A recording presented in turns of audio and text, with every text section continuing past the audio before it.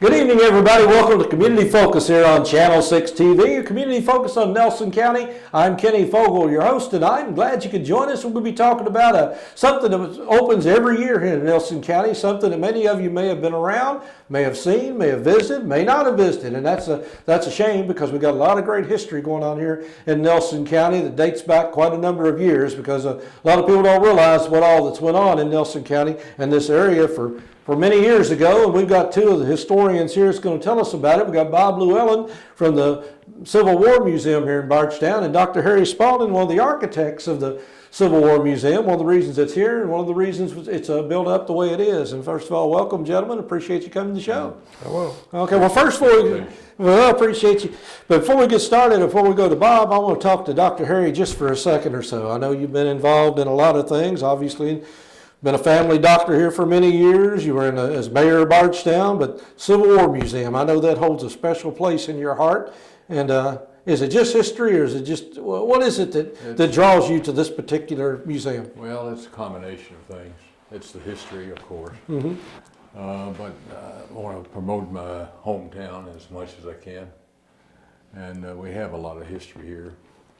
So we started the village, Old Bardstown Village, about 35 years ago. Mm-hmm.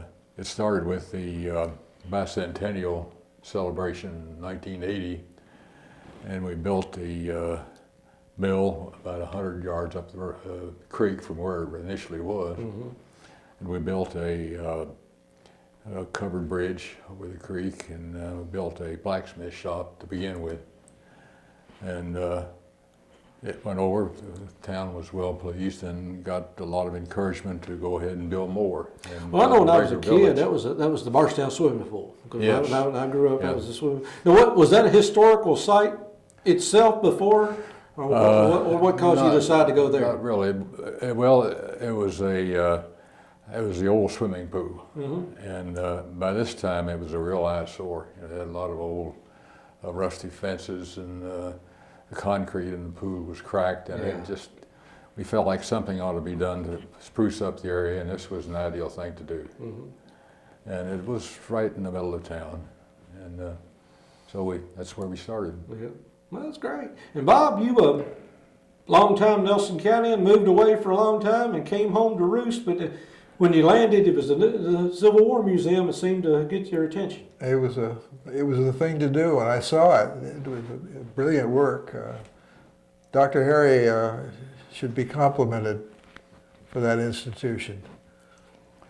Well, basically, I mean, what is it about the Civil War that basically, is it because it's in this area here, or what is it that makes it sort of unique to, I mean, Bardstown, like I said, one of the top 4 Civil War museums in the world, what I understand. Oh, I think it's the top one in the world. I've been all over the country and seen every one of them, and I haven't seen one any better. Is that right? Yeah. No, we mean that seriously. Mm-hmm. It has one of the best collections What you can is it? imagine. Is it the collections, or what is it that makes it so wonderful? Well, I think everybody here who's been here any length of time has family Mm-hmm. who participated in the Civil War and other events in the past, and it's all gathered right there. We tried to represent all the wars in Mm-hmm. one museum, and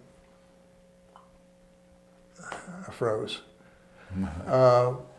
We tried to represent all the wars that people in Bardstown have participated Mm-hmm. in. They're world events, national events, but we use artifacts and stories from local people to tell it, Mm-hmm.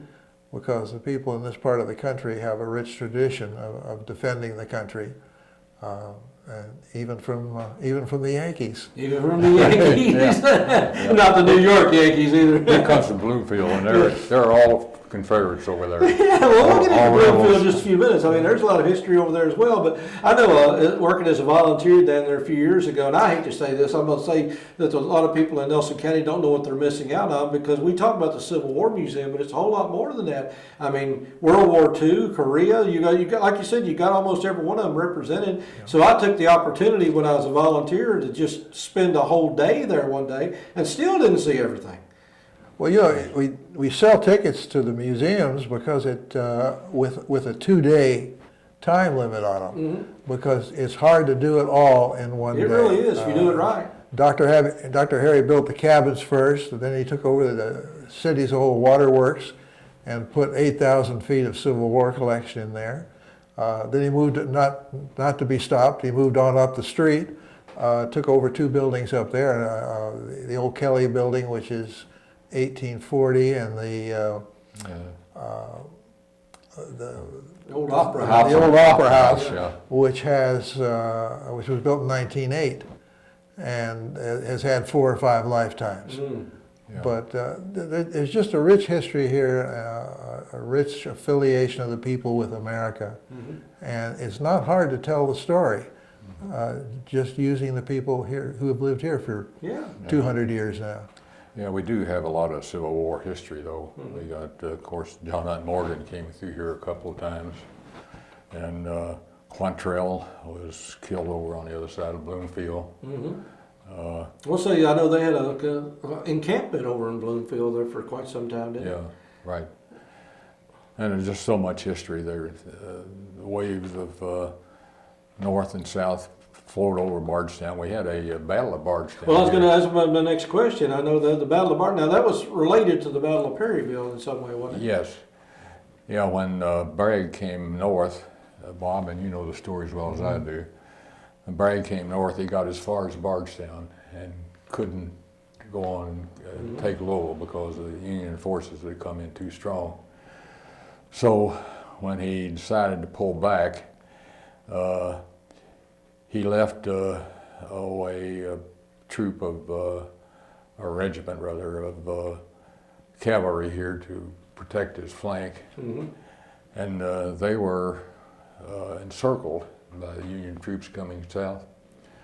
So they had a heck of a battle here, and they broke out of the encirclement and actually sent the Yankees running. So it was quite a battle. There were 4,000 or 5,000 troops involved. Well, Kentucky went back and forth several times between Yankee and Confederate, as you say. But one of the things we had, I know we had a hospital here, actually. I mean, and they took care of both troops, as far as I know, the Spalding Hall area. Spalding Hall, sure. And I think a lot of the homes here took in wounded and people that needed to be cared for. Well, both of the great armies camped here before the Battle of Perryville, just a few weeks apart. They camped right in the courthouse square. Is that right? Yeah. Yeah. My house was where was Bragg's headquarters for a few days. Then he went on to Frankfort and became a politician. Well, that's sort of what leads them into it a lot of times. But again, you know, you're talking about a rich history. Of course, Nelson County and Bardstown has a rich history anyway, going back to the earliest days of Kentucky. But this seems to be an area where people sort of congregated, I guess. And again, it's sort of like a staging ground for other big battles. I mean, we had a battle or two here, but it seemed like they were coming through here for some other reason, whether it's the hospital or they're getting ready to go to Frankfort or go to Perryville or somewhere else. Yeah, right. So, Well, the museum tells the story equally of the North and the South. well, that is the point of the Civil War. We're not just Confederate here. I mean, obviously No. we're part of the southern parts of the country, but we're not just Confederate. Well, the interesting thing about Kentucky, there was 2 to 1 in enlistments Union in favor of the Union. Yeah. There were 2 Union soldiers joined for every Confederate. 80,000 Union Kentuckians and 40,000 rebel or Confederate Kentuckians. But it's a marvelous collection. It is not. It depends truly on its artifacts. It's probably the largest collection of Civil War artifacts in one place in Well, the that's what I was United going to get States. to next. The artifacts down there, I mean, they're not replicas, they're the real deal. That's right. If somebody comes Right. in, they're going to see, and we'll show some of these here in a second, but when they come in, they're seeing actual battle material, weapons or uniforms. Uniforms, and things of that, flags, things of that nature. And we have the Women's Museum of the Civil War period, which draws many people from out of town. And we try to tell the story of women during the Civil War, the spies. The women often went off with their husbands, actually fought in the war. The nursing, it was a vital role they played, much like World War II, just an early version of it. When the men went away, the women assumed all the responsibilities. Yeah. Actually, it's the only women's Civil War museum in the country solely dedicated to that purpose. Yeah.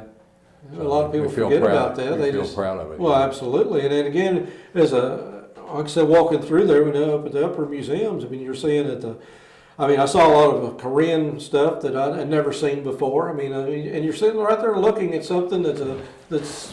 Yeah, we're very fortunate to had, in addition to Steve Munson's collection of Civil War stuff, which is and Jack Harrison's, which is tremendous. We have Mickey Anderson's collection of World War I and World War II stuff, which is really outstanding, I think. Well, we have also received a number, the Muir family gave us a good collection on their grandfather who was in World War I, with uniforms, all sorts of things. The sword.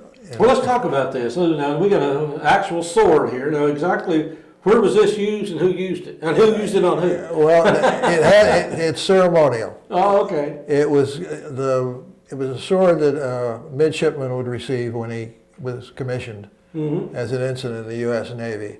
It belonged to Charles Mills Wood. It's a Kentucky family. The second. The third was a submarine sailor during the Cold War. But the interesting story about the sword, and it's a prime example, he was aboard the battleship Nevada in Pearl Harbor when the ship was struck, and it did sink. And when it sank, his sword went with it. He remained attached to the Nevada. They raised her, and when she was dry enough to go into, he retrieved his sword, and you can see the rust marks from the salt water of Pearl Harbor, and the leather is all bleached out. But that's a local family of prominence. Well, again, like I said, there's you got all kinds of other material. I mean, one of the things that's beautiful down there is when you go in and see some of the old hospitals they had. I mean, you can actually see somebody laying on the table and some of the surgical materials they use. And I know back then, obviously, they didn't save a lot of. They had a lot of amputations and things because they didn't have the medical skill back then they have today. Yeah. Didn't know about the germ theory back then. What was the German theory? Germ. Oh, germ! I looked at the Germans. I'm gonna challenge you change wars on me there real Didn't know quick. anything about germs. Well, you know that this town had a tremendous involvement with the Vietnam War, and Colonel Hal Moore, or later General, was born here in town, right in the middle of Bardstown, and in the story of the E Drang Valley, where his great battle was against superior Vietnamese forces, he made the commitment. They went in by helicopter, and he said, "My boots are going to be the first ones on the ground, and when the battle's over, mine will be the last to leave to get back in a helicopter." So I thought to bring them. You got the boots. So I thought to bring them today. These are the boots. That's the actual boots of Colonel Hal Moore. If everybody saw the movie We Were Soldiers Once and Young, That's it. this is it. That's it. And he said we could keep them as long as we had a spit shine on them. Yeah. So we have a retired Army colonel Very adamant about that. whose main duty is to keep a spit shine on these shoes. Well, a lot of people, and again, that's a story that a lot of people may not realize. You know, the Bardstown connection there. I mean, the Colonel Hal Moore played by Mel Brooks in the movie, but and I know I'll be honest with you. When I was younger, didn't pay attention to a lot of this. When I saw the movie, I was shocked to say, you know, that guy's from Bardstown. I mean, I guess his house is still right up here in town. Yeah. Yeah, Yep. yes, he was born and raised in. Exactly, and there's still a lot of people here that knew him, went to school with him. As a matter of fact, you and I went down and to his birthday party here a few years ago down in Auburn, Alabama. Yeah. And When the young people come, the children, the small children, their favorite thing is the village. You see them running from building to building and really enjoying And it. those buildings are really, I went into the little, I always say it looks like what Cincinnati's had by the old Daniel Boone series, the little tavern down there. And I think people will be absolutely amazed when they walk into that room, because I didn't realize how fixed up it was and what all you got in there. Well, the biggest thing I get out of that village is when you walk through it is think of all the work. They didn't have the machinery, and these huge logs were lifted into place. And everything they did in that age was hard work. There was nothing easy like we have No, no. today. Well, like the sluice mill itself. I mean, that's a working mill. You've got to. I know it took you several years to get that going, but it's Yeah. actually Yeah, operational. it's been an off and on project, but we got it going, I think, for good. It's an amazing wheel because when it dead stopped, you can take your index finger and just give it a push and it starts to turn. It's Balanced, beautifully tremendous. balanced. Well, that's wonderful. Like I said, that's the part we want to convey to people around here is all the treasure we got right here in Nelson County. That sometimes we either take it for granted or we simply just don't know it's here, and that's a disgrace that we don't do that. And that's why we want to get this out here. Now the Civil War Museum in the Bardstown Village is opening here pretty quick. Oh, we're open Just now. We're going to have a Civil War reenactment with the Nelson County Grays on the 19th, and they're going to be hosting Boy Scouts and teaching them American history and helping them earn another badge.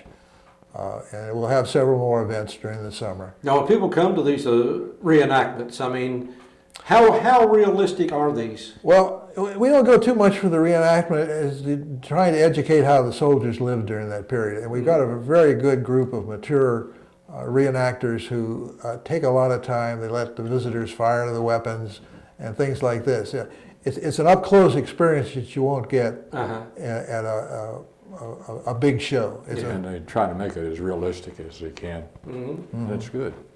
So again, you know, it's open now, what, Monday through Friday, Monday through Saturday, 7 days? What days? We will be open until late November, 7 days a week, 10 in the morning to 5 in the afternoon.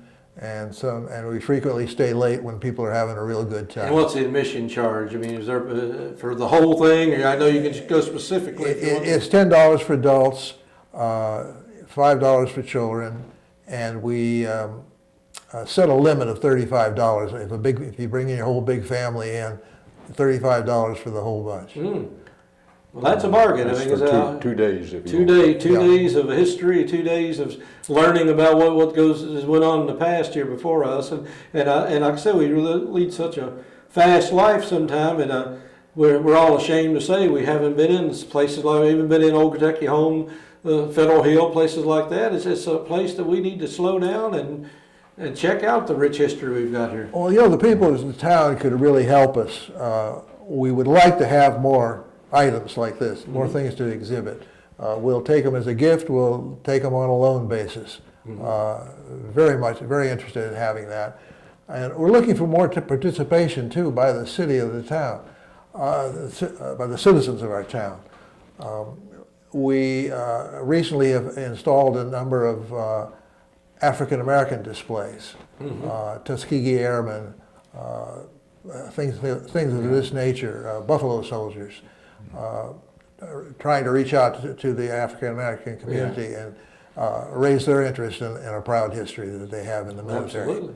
I got that. I know you got a lot of Nazi memorabilia down there. You know, that's things from the There's Japanese, there's Korean, there's A little bit of everything. Exactly. And I know lots of schools have come to spend a day trip there to come and walk through. We're also now in the middle of the 100th anniversary of the World War I.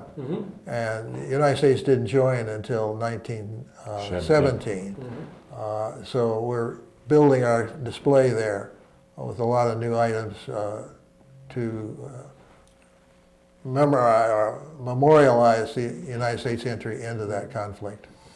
I'd like to say that the project is an ongoing project.